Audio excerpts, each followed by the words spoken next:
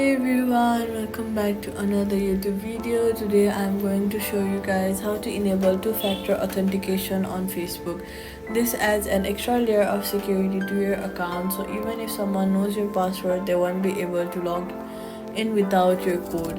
Let's dive in. First, open your Facebook app or on mobile. Tap the three horizontal lines on the bottom right corner. Next, scroll down to the security section. Then what you're gonna do is click on the two-factor authentication and then enter your password.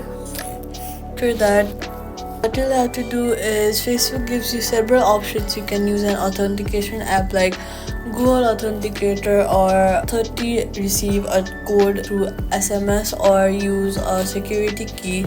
Pick the method that works the best for you and follow on screen instructions to set it up. Next, select your phone number or add phone number, and yeah, it will send you guys a code to your WhatsApp. Then enter your code and then click on next, and that's it. Two-factor authentication is on. We'll now ask for a login code every time we log in to a new device we don't recognize. To change your contact info, go to the personal details section in Account Center. Once you've completed the setup, confirm it, and two-factor authentication is now active. For extra security, you can save recovery codes in case you never lose access to your phone on an authentication app.